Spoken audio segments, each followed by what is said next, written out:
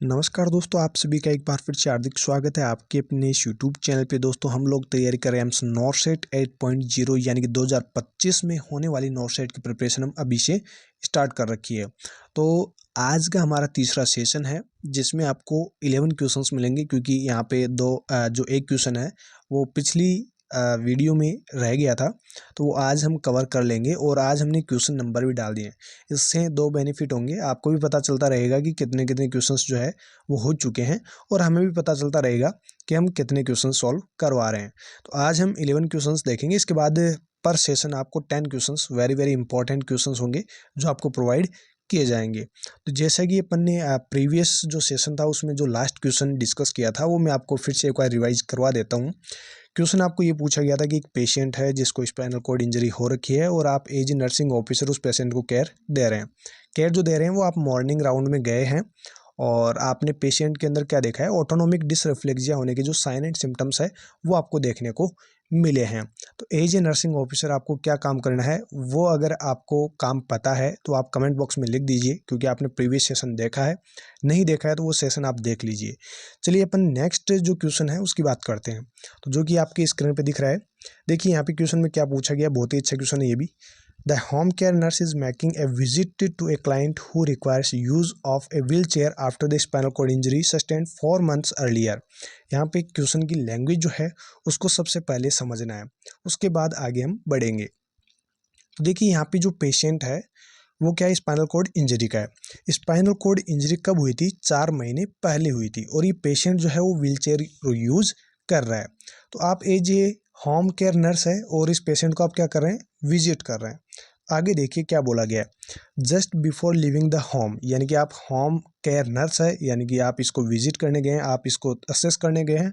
तो आप इसके घर को छोड़ने से पहले आगे देखिए, the nurse ensure that the intervention has been done to prevent an episode of autonomic dysreflexia, जिसको हाइपर रिफ्लेक्सिया भी कहते हैं। तो देखिए ऑटोनोमिक जो डिसरिफ्लेक्सिया है या फिर हाइपर रिफ्लेक्सिया है, इसके एपिसोड को प्रिवेंट करने के लिए आप एज नर्सिंग ऑफिसर इस पेशेंट को जब आप विजिट करने जाते हैं तो इसके घर को छोड़ने से पहले, यानी आप घर से इसको विजिट करके वापस बाहर निकलते हैं, तो उससे पहले आप एज नर्सिंग ऑफिसर क्या इंटरवेंशन करेंगे ताकि इस पेशेंट को क्या नहीं हो, ऑटोनोमिक डिसरिफ्लेक्सिया यानी कि हाइपर रिफ्लेक्सिया इस पेशेंट को ना हो। तो आप क्या यहाँ पे एक्शन लेंगे? तो देखिए यहाँ पे पहला ऑप्शन है updating the home safety seat, next है leaving the client in an unchilled area of the room, next है noting a bowel movement on the client progress note, next है, ये ऑप्शन इसमें सिमिलर हो गया, कोई बात नहीं, इसको चेंज करके सही कर लेंगे, recording the amount of urine obtained with catheterization. देखिए यहाँ पे जो आपका सही जवाब होगा ना वो होगा option second.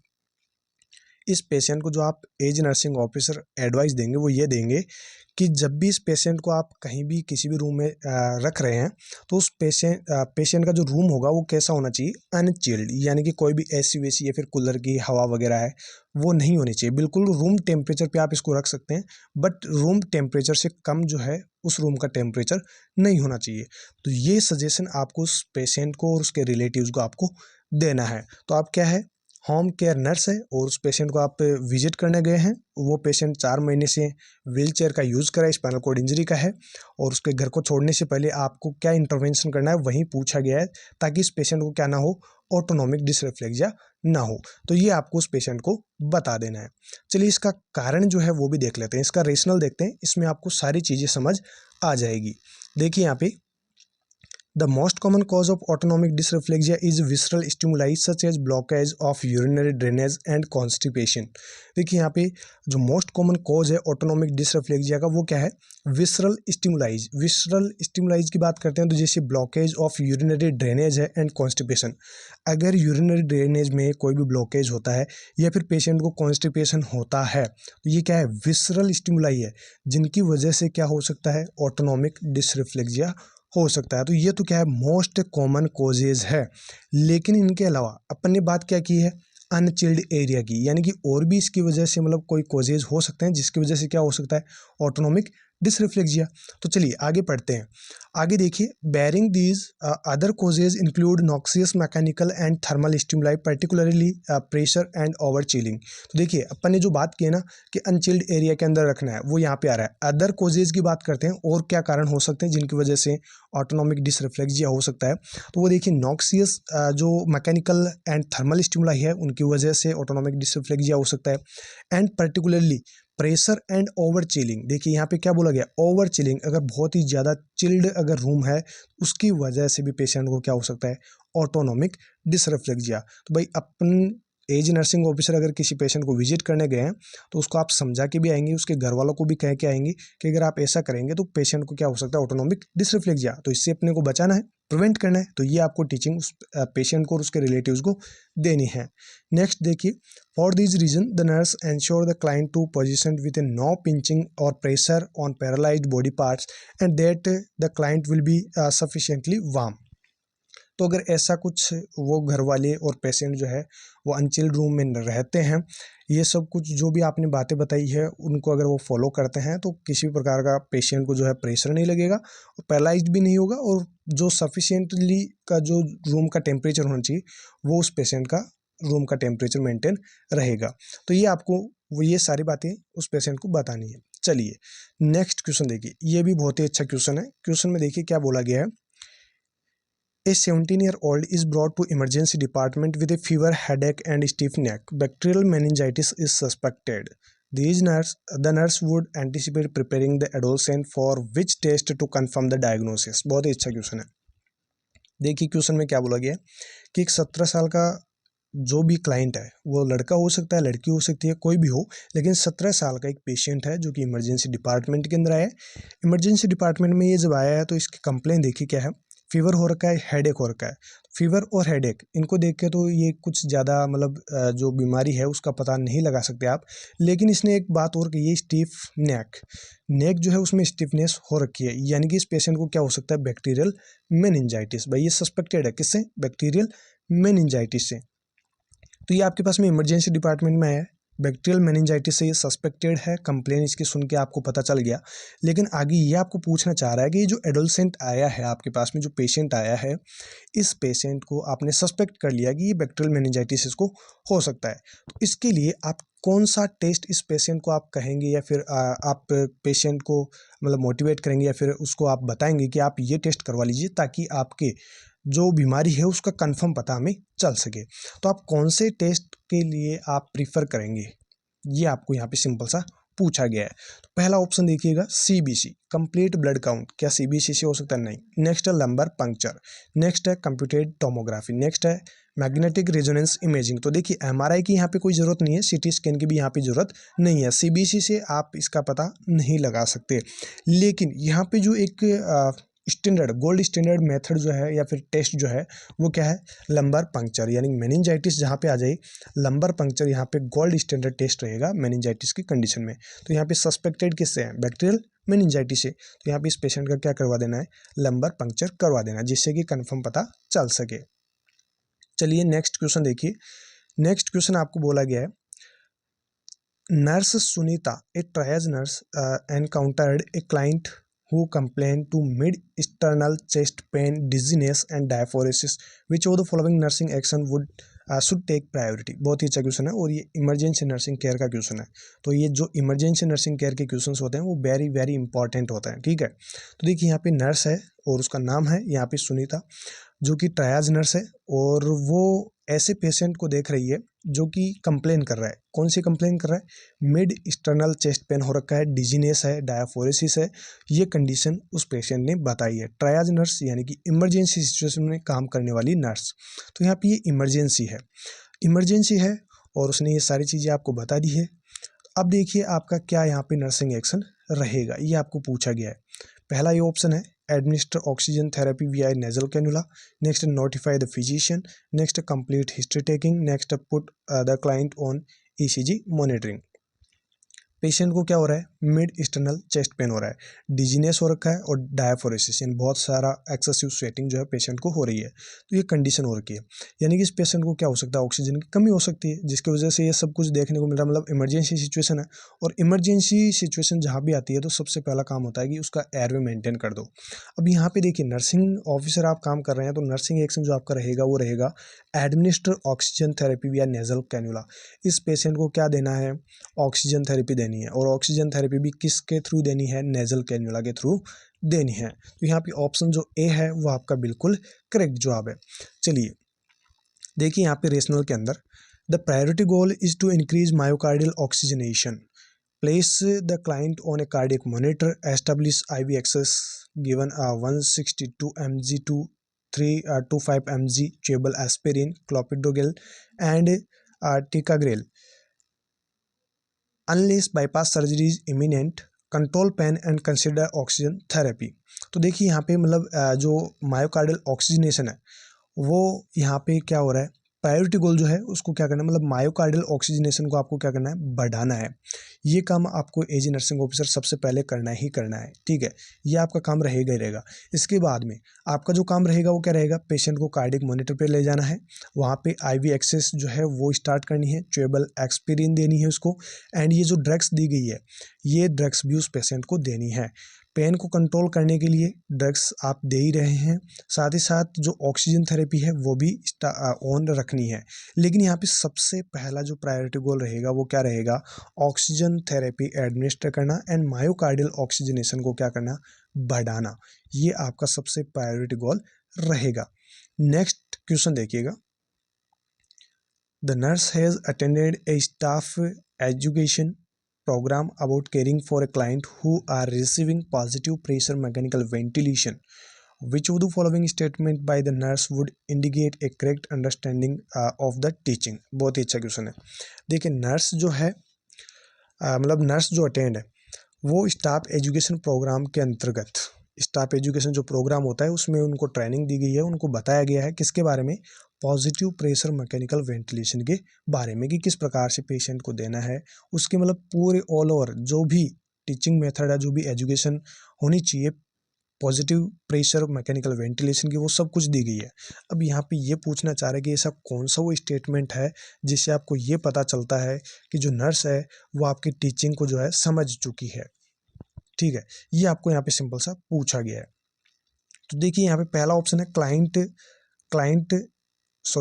Client should avoid range of motion, sorry यहाँ पे 1 मिनट वेट करना पड़ेगा, कोई बात नहीं, हो जाता है कभी भी। देखिए यहाँ पे जो आपको पूछा गया है कि स्टेटमेंट कौन सा बताना है कि जो नर्स है वो आपके इस एजुकेशन प्रोग्राम से अंडरस्टैंड हुई है या नहीं हुई है। तो पहला ऑप्शन है client should avoid range of motion exercise until wean from ventilation. Next client may develop stress ulcer and GI bleeding. Next client will be chemically paralyzed and improve oxygenation. Next client will experience diuresis and polyuria.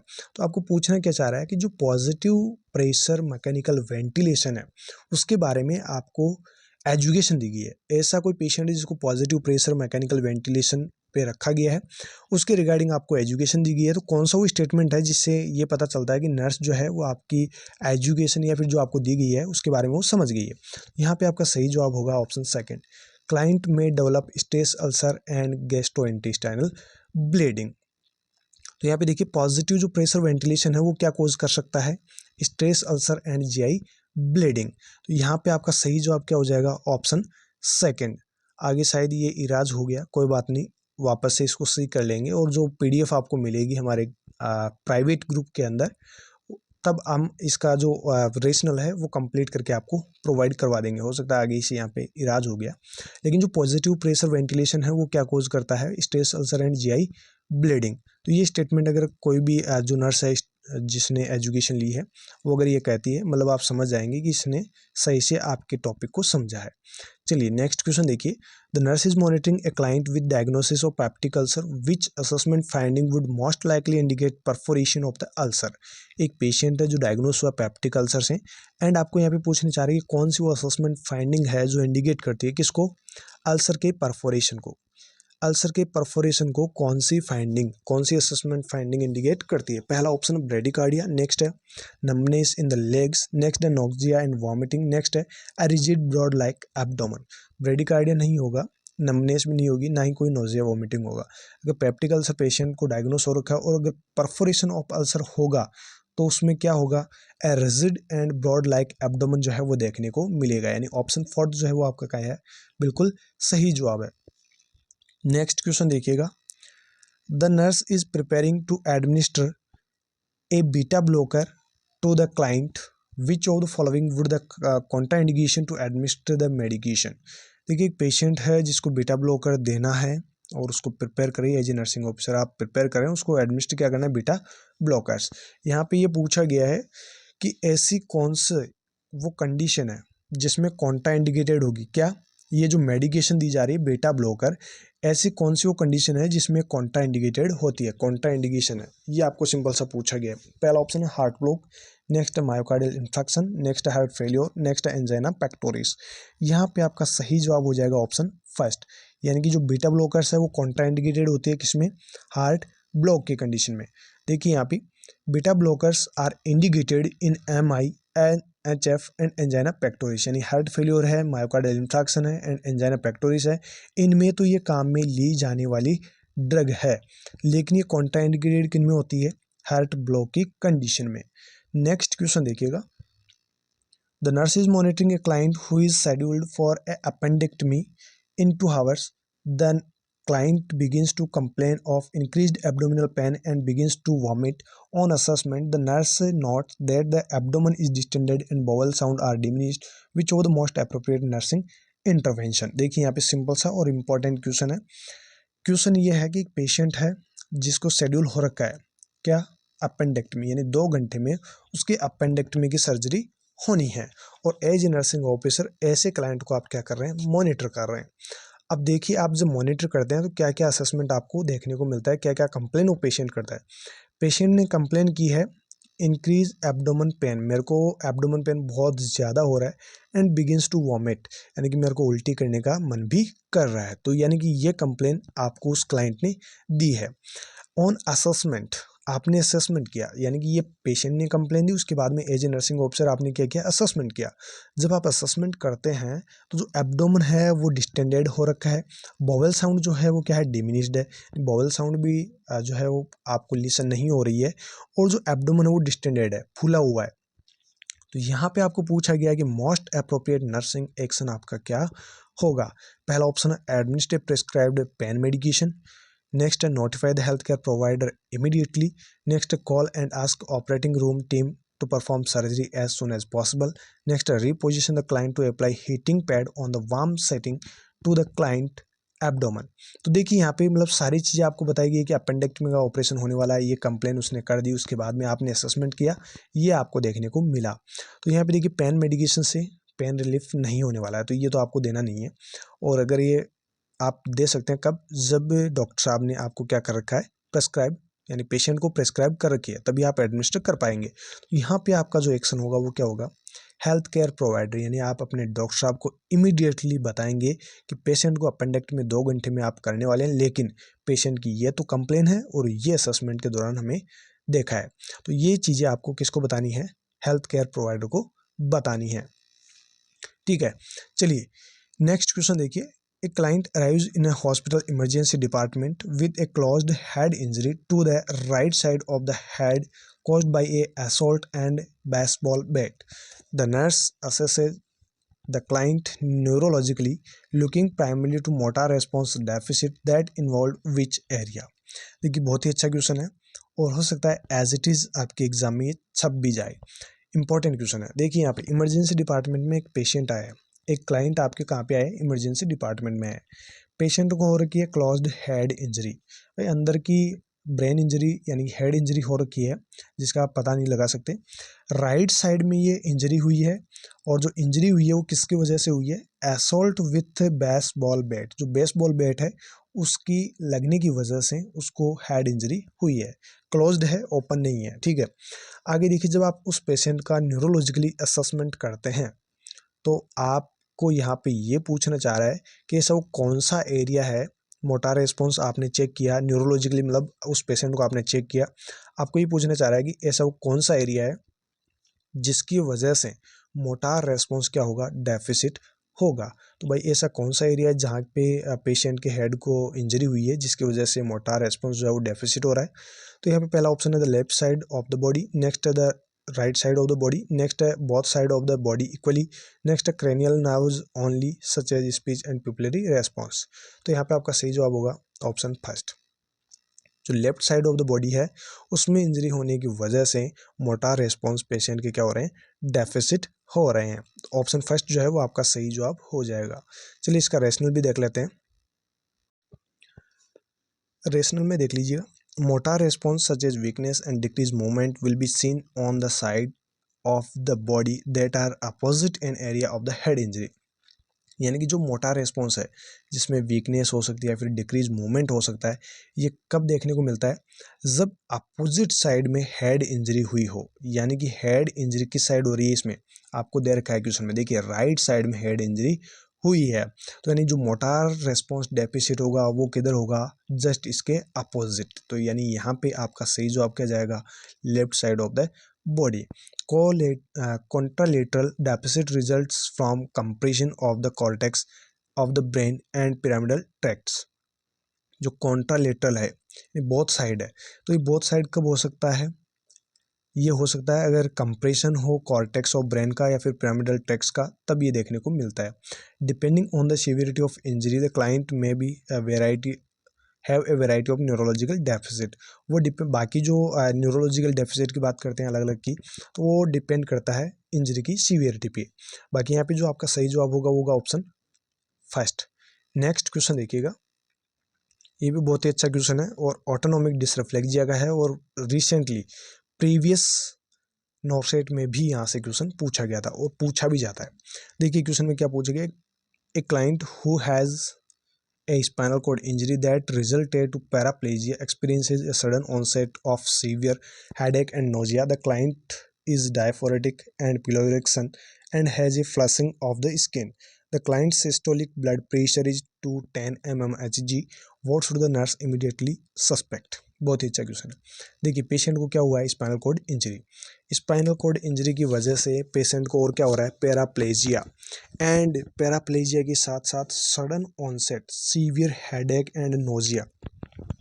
यानी कि spinal cord injury हुई उसके बाद उस patient को paraplegia भी हो रखा है, मतलब होने की कगार पे है उस पेशेंट को, एंड साथ ही साथ सडनली उस पेशेंट को क्या होता है, सीवियर हेडेक होता है एंड नोजिया होता है।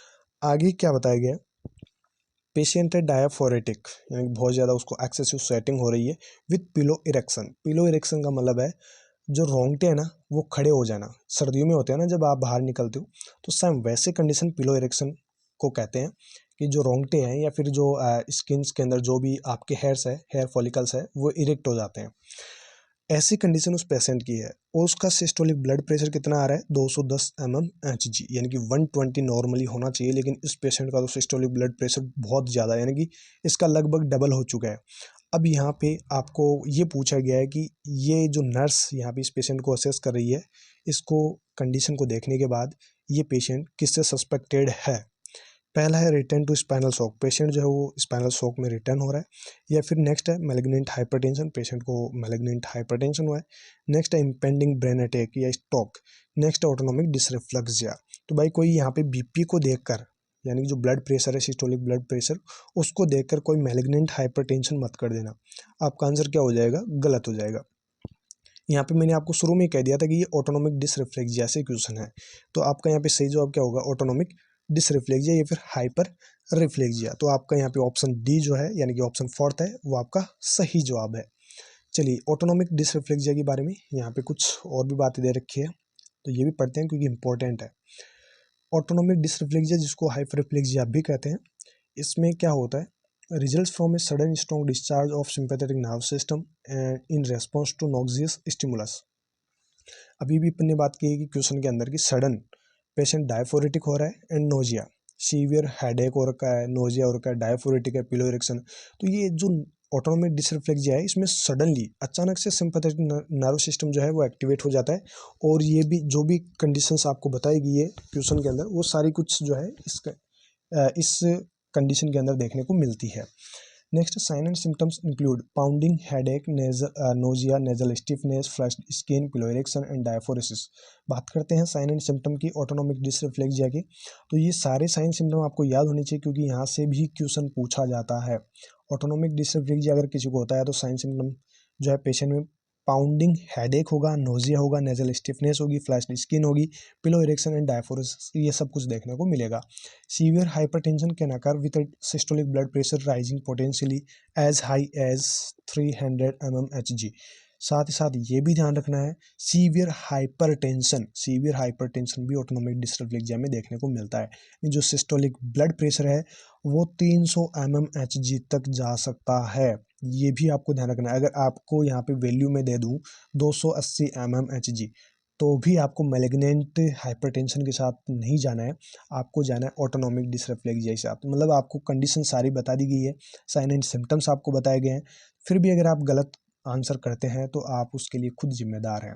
आगे देखिए, it often is a triggered by a thermal and mechanical events such as kinking of catheter tubing, constipation, urinary tract infection and any variety of cutaneous stimuli. तो जैसे कि अपन ने जो ऑटोनोमिक डिसरिफ्लेक्सिया है उसके जो भी कॉजेज हैं उनके बारे में पहले ही बात कर ली है, वही सारे कॉजेज हैं यहाँ पे जिनकी वजह से ऑटोनोमिक डिसरिफ्लेक्सिया हो सकता है। The nurse must recognize this stimulus situation immediately to take corrective action to remove the stimuli. बस वही बात है, अपन ने क्या कहा था कि पेशेंट को अनचिल्ड एरिया के अंदर रखना है, क्योंकि उसके अगर चिल्ड एरिया में रखेंगे और चिलिंग एरिया में रखेंगे या एक्सेसिव प्रेशर वाले रूम में रखेंगे तो उसकी वजह से ऑटोनोमिक रिफ्लेक्सिया जो डिसरिफ्लेक्सिया वो हो सकता है। वही चीज़ें यहाँ पे बोली गई है कि अगर इस पेशेंट को इमीडिएटली ठीक करना है तो आपका जो करेक्टिव एक्शन रहेगा वो क्या रहेगा, जो भी स्टिमुलस है जिसकी वजह से ऑटोनोमिक डिसरिफ्लेक्सिया हो रहा है उससे उस पेशेंट को बाहर निकालना है। If untreated, this medical emergency could result in stroke and status epilepticus and possibly death। अगर इस सिचुएशन को ठीक नहीं किया गया तो देखिए क्या हो सकता है, पेशेंट स्ट्रोक की कंडीशन में जा सकता है, स्टेटस एपिलेप्टिकस पेशेंट को हो सकता है और पेशेंट की डेथ भी हो सकती है। तो वेरी वेरी इंपॉर्टेंट, जो भी ऑटोनोमिक डिसरिफ्लेक्सिया से रिलेटेड थे सब कुछ यहाँ पे बहुत कुछ चीज़ें आपको यहाँ पे सीखने को मिली है। बाकी वैसे अपन ने एक आगे मतलब आपको एक चार्ट मिलेगा जिसमें ऑटोनोमिक डिसरिफ्लेक्सिया के बारे में सारी बातें और भी आगे डिस्कस की जाएगी जब हम सिस्टमेटिक तरीके से क्वेश्चंस देखेंगे। वैसे अभी रिमिक्स में चल रहे हैं, तो रिमिक्स में जितने भी इंपॉर्टेंट क्वेश्चंस हैं वो आपको पहले बता दिए जाते हैं, यानी पहले अपन पढ़ रहे हैं। चलिए नेक्स्ट क्वेश्चन देखिए, the nurse is caring for a client who is brought to the hospital emergency department with spinal cord injury. The nurse minimizing the risk of compounding the injury by performing which action.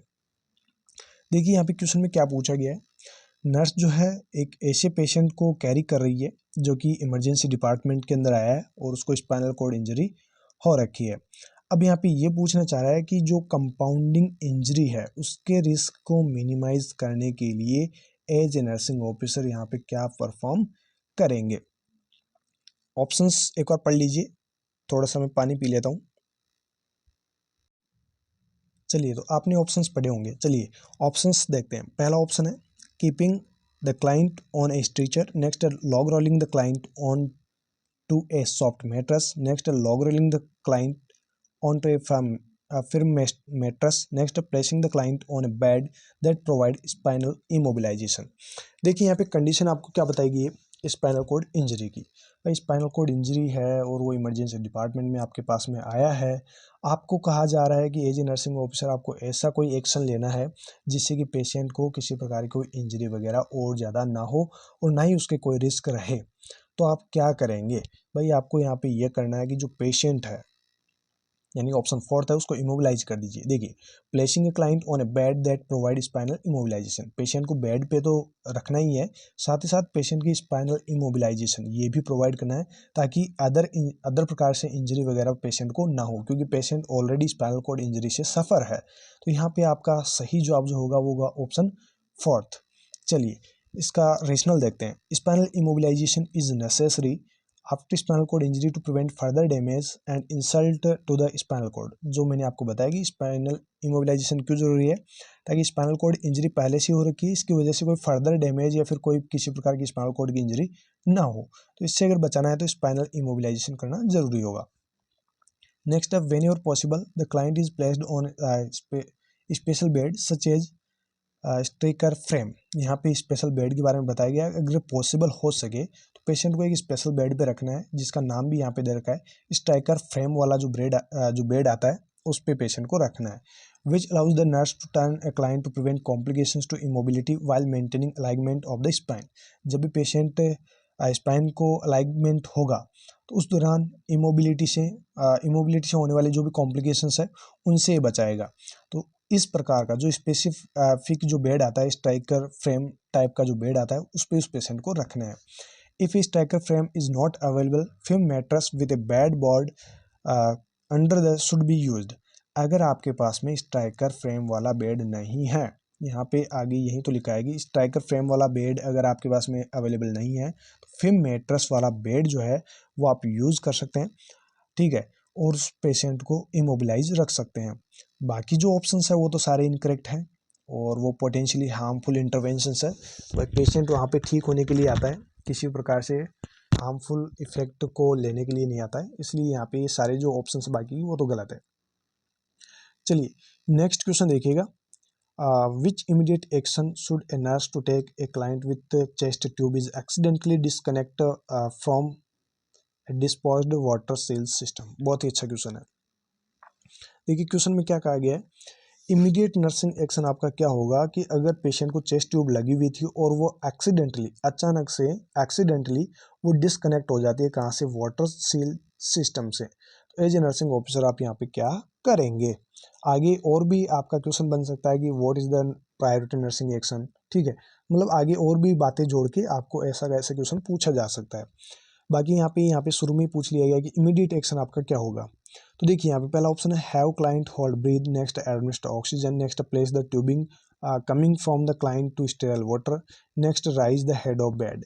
देखिए भाई यहाँ पे जो water seal system है उससे tube क्या हुई है, डिस्कनेक्ट हुई है, डिस्कनेक्ट वाटर सील सिस्टम से हुई है, तो पेशेंट की होल्ड ब्रीथ रखने का कोई यहाँ पे मतलब नहीं है, ऑक्सीजन देने का भी कोई मतलब नहीं है, हेड ऑफ बेड को एलिवेट करने का भी कोई मतलब नहीं है। जो आपका काम रहेगा वो इमीडिएटली ये काम रहेगा कि जो ट्यूबिंग है उसको स्टेराइल वाटर के अंदर तुरंत आपको क्या कर देना है, प्लेस कर देना है, रख देना है। यानी जो वाटर सील सिस्टम के अंदर जैसा ट्यूब कनेक्ट थी वैसे की वैसे आपको स्टेराइल वाटर के अंदर उसको कनेक्ट कर देना है, तो ये आपका इमीडिएटली एक्शन रहेगा। चलिए रेशनल में और देख लेते हैं। The nurse should immediately place the tubing coming from the client into at least 2 centimeter of sterile water. A disconnected chest tube can allow air and travel into the client's chest cavity and create a life-threatening tension pneumothorax. जो chest tube निकली है, मतलब disconnect हुई है, उसको आपको immediately क्या करना है, स्टेराइल वाटर के अंदर एटलीस्ट 2 सेंटीमीटर तो उसको डबो के आपको रखना है। ये आपको काम करना ही करना है। अदरवाइज होगा क्या, अगर चेस्ट ट्यूब डिस्कनेक्ट हो गई और जो एयर है वो पेशेंट की चेस्ट कैविटी के अंदर अगर चली गई तो उससे एक बहुत ही लाइफ थ्रेटनिंग जो कंडीशन है वो पेशेंट में डेवलप हो सकती है, और वो लाइफ थ्रेटनिंग कंडीशन क्या होती है, टेंशन न्यूमोथोरैक्स। तो क्वेश्चन यहाँ पे आपका ये भी बन सकता है कि एक पेशेंट है जिसको चेस्ट ट्यूब लगी हुई थी और उसमें वाटर सील जो सिस्टम उससे कनेक्टेड थी, लेकिन एक्सीडेंटली वो जो है डिस्कनेक्ट हो गई। आपने क्या काम कर दिया, उसको आपने स्टेराइल वाटर के अंदर कनेक्ट कर दिया। तो बताइए इस पेशेंट को अगर आपने मतलब स्टेराइल वाटर के साथ आप डिस्कनेक्ट नहीं करते तो इस पेशेंट को क्या कॉम्प्लिकेशंस हो सकते थे। तो मतलब कॉम्प्लिकेशन आपको पूछा जा सकता है तो आपको बता देना है टेंशन न्यूमोथोरैक्स इस पेशेंट को हो सकता था। नेक्स्ट यहाँ पे देखिए, by putting the end of the disconnected tube into sterile water a water seal is recreated that will prevent air from entering but will still allow air to escape। जो disconnected tube है जिसको आपने sterile water के अंदर रख रखा है, तो जो वाटर सील जो चैम्बर था, वाटर सील जो सिस्टम था, उसको आपको क्या करना है, रिक्रिएट करना है और उसके साथ में आप मतलब इमरजेंसी के तौर पे आपने स्टेरल वाटर यूज़ किया है, बट उसको वापस से रिक्रिएट करके उसके साथ में आपको उससे कनेक्ट कर देना है। नेक्स्ट एंड लास्ट क्वेश्चन आज के हमारी सेशन का, और बहुत ही अच्छा क्वेश्चन है। The nurse is giving a presentation at a community health event, the nurse should provide which instruction on how to prevent botulism. देखिए, आप as a nursing officer community में गए हैं और वहाँ पे आप अपना प्रेजेंटेशन दे रहे हैं, तो आप उसको मतलब जो भी लोग हैं कम्युनिटी के, उनको आप बता रहे हैं किसके बारे में, कि कैसे बॉटुलिज्म से बचा जा सकता है। बॉटुलिज्म के प्रिवेंशन के बारे में आप इंस्ट्रक्शन दे रहे हैं, तो क्या इंस्ट्रक्शन आप देंगे? पहला ऑप्शन है boil water if and unsure to its source, next discard can food and bulging, and next keep milk cold, next wash hands. यहाँ पे आपका सही जवाब होगा कि जो भी कैन फूड होते हैं एंड बल्जिंग एंड वाले फूड होते हैं, उनको क्या करना है, डिस्कार्ड कर देना है। अगर ऐसे फूड्स यूज़ करेंगे तो पेशेंट्स या फिर जो कम्युनिटी के मेंबर्स हैं उनको क्या हो सकता है, बोटुलिज्म। तो आप गए किस लिए हैं कि भाई बोटुलिज्म ना हो, यानी बोटुलिज्म से प्रिवेंट अगर पेशेंट को करना है या फिर किसी कम्युनिटी के मेंबर्स को करना है, तो उनको आप एजुकेशन देने गए। एजुकेशन में आपको यही देना है। ऑप्शन सेकंड आपका सही जवाब है। यहाँ पे इसका रेशनल में देख लीजिए, botulism is a result of ingesting improper can and stored food. जो भी इम्प्रॉपरली जो कैन फूड आते हैं या फिर स्टोर्ड वाले फूड आते हैं, उनका अगर इंजेक्शन कोई भी पर्सन करता है, आप में से भी अगर कोई कर रहा है तो मत कीजिएगा, क्योंकि इससे क्या हो सकता है, बोटुलिज्म हो सकता है। Food in A can with A bulging and should be not used. And जो फूड्स जो कैन में आते हैं या फिर बल्जिंग एंड वाले फूड्स होते हैं, उनको भी यूज़ नहीं करना है। इनसे क्या होता है, बोटुलिज्म। तो ये आपको कम्युनिटी में बताना है। तो ये थे आज के हमारे बहुत ही इंपॉर्टेंट क्वेश्चंस। आप सभी को अच्छे से समझ में आ गए होंगे, और अगर आपको फिर भी कोई इश्यू हो किसी क्वेश्चन में, तो वो आप हमें कमेंट करके पूछ सकते हैं। बाकी आप सेशन को लाइक करके अपने दोस्तों को शेयर करने में बिल्कुल भी कंजूसाई मत करना। बहुत ही अच्छे अच्छे क्वेश्चंस आपको हर सेशन में मिलते रहेंगे, और अपने साथी लोगों को शेयर जरूर करते रहिएगा। तो मिलते हैं नेक्स्ट सेशन में, तब तक के लिए आप हमारे साथ बने रहिएगा। Thank you so very much.